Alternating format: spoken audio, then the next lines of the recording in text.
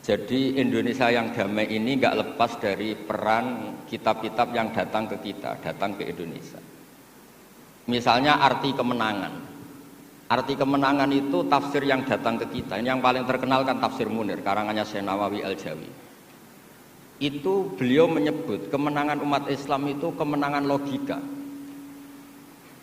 Logika bahwa alam raya ini dimulai dari satu Tuhan yang berstatus wajibil wujud. Tentu lebih masuk akal ketimbang logika yang lain. Misalnya logika nihilisme, bahwa alam ini dimulai dari ketiadaan. Karena itu melahirkan satu teori ketiadaan menciptakan yang ada. Jadi nanti membingungkan, ada teori al-adamu yakhluqu maujudan. Sesuatu yang enggak ada itu menciptakan yang maujud. Itu tentu enggak ketemu nalar. Ini saya baca ya, nanti di tasih Pak Kores. Awal makalah, saya baca Arabnya. Jadi yang pernah kuliah di Fakultas Syariah ini dosennya banyak yang santri saya ini, tapi nggak berani baca depan saya. Nanti kalau salah langsung dipecat sama Pak Rektor. Saya di sini itu mulai tahun 2000 sama Profesor Zeni. Dulu belum rektor itu Pak Fatul Wahid. Tahu-tahu jadi atasan saya ini. Nggak bener itu, tapi nanti di akhirat atasannya saya lagi nanti. Karena yang bisa nyafaati itu orang hafal Quran itu. Jadi harus saya baca ya. Kata Syekh Nawawi, wa may yatawallallaha wa rasulahu walladzina amanu fa inna hizballahi humul ghalibun. Siapa yang mempertuhankan Allah, mengikuti semua aturannya Allah, seterusnya terus pasukan Allah itu pasti menang.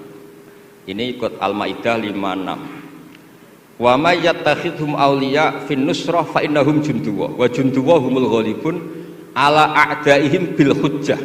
Fa innaha mustamirratun abadan amma bisaulah wa daulah faqat yuhlabun. Jadi kemenangan umat Islam yang permanen itu kemenangan logika. Kalau kemenangan perang, kemenangan bernegara, kemenangan sosial, orang Islam ya pernah kalah.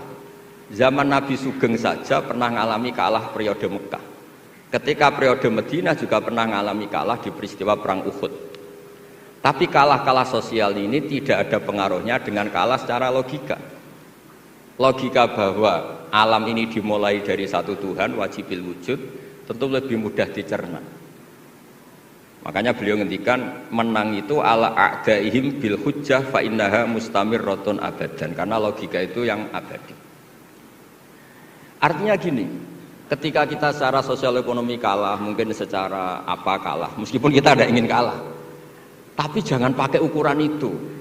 Nanti jangan-jangan ketika kita kalah kaya sama nyuwun sewu non muslim atau kalah kaya sama yang sholat, buruhnya orang tidak sholat, yang sujud buruhnya orang yang tidak sujud. Anda tidak perlu merasa kalah.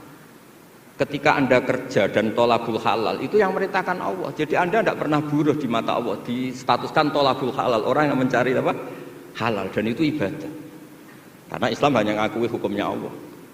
Dulu Sayyidina Ali karramallahu wajhah pernah ajjaro nafsahu li Yahudiyan, juga pernah kerja di orang Yahudi.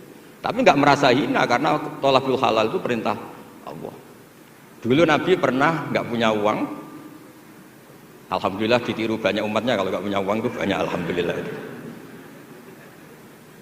Semoga jangan karena ingin punya uang ingin jadi dosen, berarti nyari jadi guru karena ingin punya uang. Semoga enggak jadi guru karena ingin ngajar. Nggih monggo niki tobat niki kita. Jadi walhasil terus akhirnya Nabi itu mau beli gandum lah atau makanan. Cara Indonesia mungkin beras. Cara Jawa itu ngutang. Terus kata orang Yahudi, jaminannya apa Muhammad? Nabi sempat bilang, ngendikan, saya ini dipercaya langit, masa kamu tidak percaya saya? Kata orang Yahudi itu menurut orang Islam, saya ini Yahudi. Walhasil Nabi terus rohanahu dir'an. Nabi menggadekan rompi perang sebagai jaminan kalau kapan-kapan tidak kuat bayar. Ya muamalah sama orang Yahudi. Jadi intinya tafsir yang datang ke kita itu banyak cerita.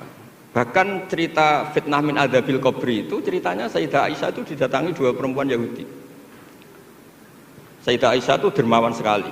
Ya memang orang-orang soleh itu jubila auliya wala sakha. Orang soleh itu pasti dermawan. Karena sering dikasih, terus si orang Yahudi, perempuan Yahudianya ini mendoakan semoga kamu diselamatkan dari siksa kubur. Sama sih ingat redaksi di kitab Bukhari. Walam an'am an usaddiqahuma, kata Sayyidah Aisyah, saya tidak nyaman membenarkan dia karena dua orang ini orang Yahudi. Setelah Nabi datang terus diceritani sama Sayyidah Aisyah, itu benar bahwa nanti memang ada adzabil qabri. Semenjak itu ada isti'adzah min adzabil qabri. Allahumma inni a'udzubika, seterusnya sampai min adzabil qabri wa min fitnatil mahya. Dan masih banyak lagi cerita-cerita sosial Nabi yang Nabi tertawa-tawa ketika orang Yahudi bilang nanti pas kiamat itu kan hancur semua Muhammad. Lalu orang-orang yang sudah mati diletakkan di mana? Pokoknya terus orang Yahudi cerita-cerita terus Nabi tertawa-tawa, fadhahika hatta badat nawajiduhu tasdiqan lima qalahul khabru. Nabi tertawa-tawa, oh ya benar. Semenjak itu ada ilmu bersama bahwa kalau orang Yahudi, orang Nasrani cerita ilmiah itu la tusaddiquhum wa la tukadzibuhum. Kamu jangan ngambil sikap membenarkan, juga jangan sampai ngambil sikap mendustakan. Kamu benarkan jangan-jangan pas yang muharraf, yang tipuan. Kamu dustakan jangan-jangan yang masih orisinil. Makanya secara ilmiah Nabi ngintikan la tusaddiquhum wa la tukadzibuhum. Intinya tidak ngambil sikap ekstremis itu juga ajaran tafsir yang sampai ke kita. Karena kita ini butuhnya menang fil hujjah. Dan Allah sering ngendikan di beberapa ayat, diantaranya tentu qul falillahil hujjatul baligh. Makanya di sini saya itu profesor sering ngaji di sini Pak Kures, tapi entah lupa apa tidak, saya itu sering ngaji direktorat sama Pak Fathul Wahid. Harusnya sudah jadi kiai, karena sering ngaji sama saya. Tapi kalau jadi kiai kan, kata Profesor Zaini itu pernah cerita, kalau jadi kiai itu rezekinya agak jelas, nggak per bulan dapat apa gaji. Makanya Pak Zaini pas ketua ini sayang Bu Ova nggak hadir karena beliau di Jakarta, putri Pak Zaini sekarang yang jadi rektor di UGM.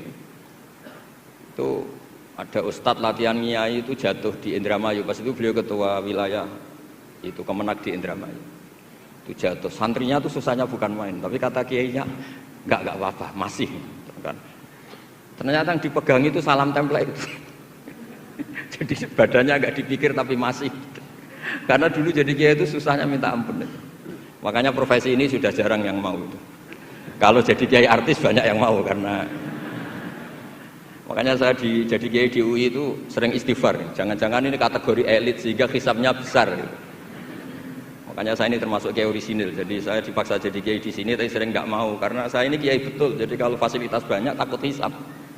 Kalau kiai nggak betulan fasilitas banyak tambah seneng. Nah ini bukan nyindir siapa-siapa, ini memang aturan ikhlas begitu, mukhlishina lahuddin, enggak nyindir siapa-siapa, memang aturannya begitu. Saya cerita di keluarga saya yang masih megangi itu. Di pondok itu ajaran pertama itu tauhid, dan itu mesti diajari sifat pertama Allah itu wajibul wujud, wujud kita mbakok mukhalafatul lil hawadis. Dan mereka sering beri contoh. Kenapa tafsir Munir bismillahirrahmanirrahim? Pertama yang diterangkan oleh tafsir Munir, Senawi Al-Jawi. Kenapa Al-Quran dimulai dari ba? Dan ba dimulai ada titiknya satu.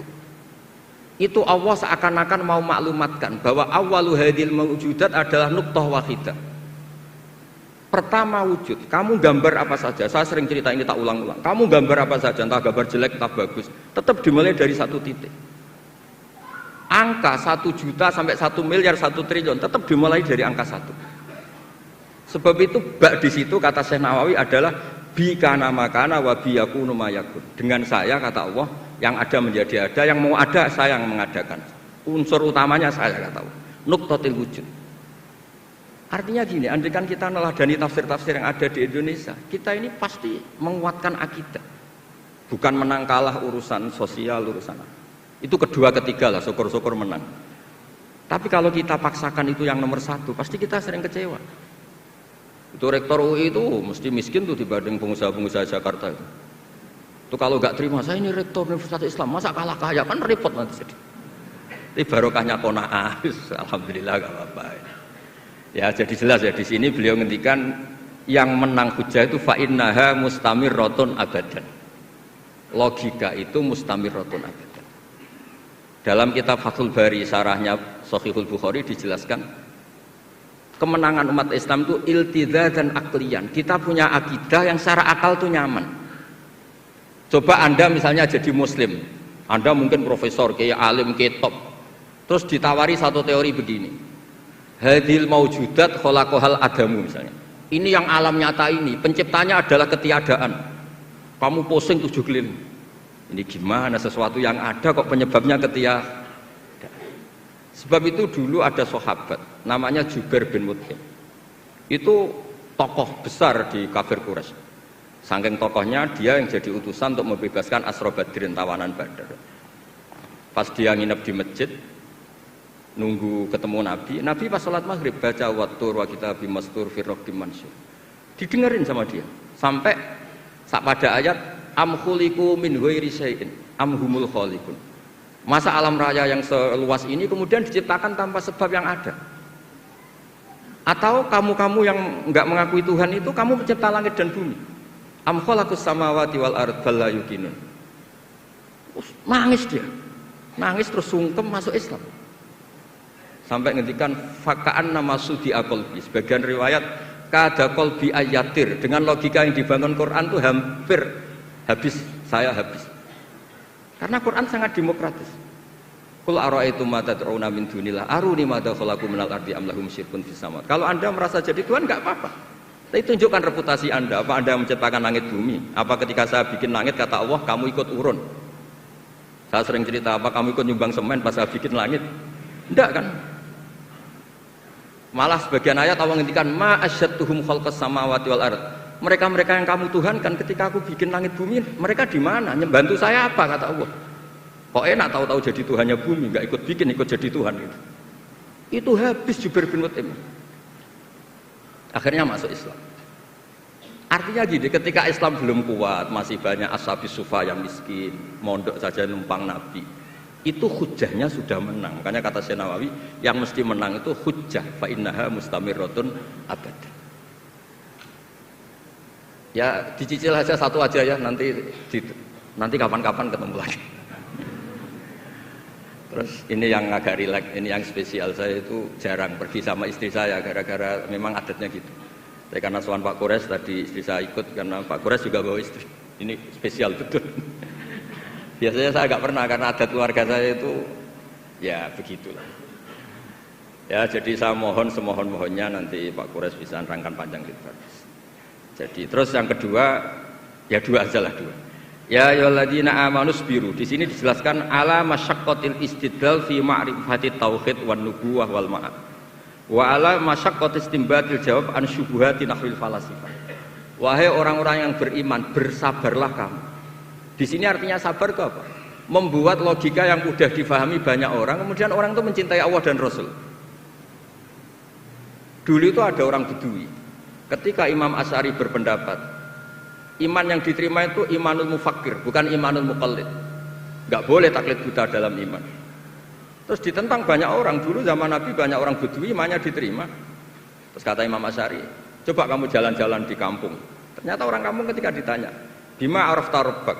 Kamu selalu ngurusi ternak, ngurusi sapi, unta. Lalu kamu tahu Tuhan kamu dari mana? Jawabnya orang Arabi ini, al-ba'ratu tadullu alal ba'ir wa atharul aqdam yadullu alal masir. Ada kotoran ya ada sapinya. Kalau ada bekas orang lewat ya pasti ada yang lewat. Artinya kalau ada makhluk itu pasti ada atharun min athari qudratillahi ta'ala. Pasti ada bukti yang menciptakan. Itu ulama terus bikin logika. Lah yang saya sering cerita paling populer di kitab saya punya kitab namanya Nailul Ma'mul, karangannya Syekh Mahfud At-Turmusi, itu orang Indonesia juga. Beliau nukil dari cerita Imam Amudi. Saya cerita di mana-mana. Imam Amudi itu gurunya Syekh Izzuddin bin Abdussalam, Sultanul Ulama itu punya guru namanya Imam Amudi. Itu senangannya ngajar matematika, bukan ngajar tafsir, ngajar matematika. Terus ketika beliau meninggal, muridnya tanya. Tadi Profesor Kures juga cerita mimpi. Ini saya cerita mimpinya Imam Amudi. Ma fa'ala bika rabbuk, yang diperlakukan Tuhan kamu itu apa? Ada hanya pengajar matematika. Terus kata Imam Amudi, ternyata ketika Allah ketemu saya mengumpulkan banyak malaikat disuruh ngajar saya. Sama siapa teknya? Istadilla ala wahdaniyati bi hadrati malaikati. Coba kamu terangkan cara menemukan saya bahwa saya ini satu di depan para malaikat. Kalau malaikat kan sudah tahu karena bawa aras, bawa surga neraka. Terus kata Imam Amudi, beliau ngendikan semuanya adalah, beliau ngendikan angka itu 2, 3 sampai 1 triliun sampai berapapun, nisbatu dzalika ilal wahid nisbatul far'i ilal asli. Angka itu entah 2, entah 4, entah 1 miliar, 1 triliun dibandingkan angka 1 tetap namanya nisbatul far'i ilal asli. Tetap semuanya itu tabang dari angka 1. Fathabatal wahid jalla jalaluh. Maka yang mesti abadi, yang mesti ada al wahid jalla jalaluh. Allah senangnya bukan main. Loh ini loh pinter, nggak jadi malaikat sudah ngerti kalau saya ini satu. Nah, itu ya pinternya ulama. Isbiru ala masyaqqatil istidlal fi ma'rifatit tauhid. Nggih, clear ngoten mawon, monggo.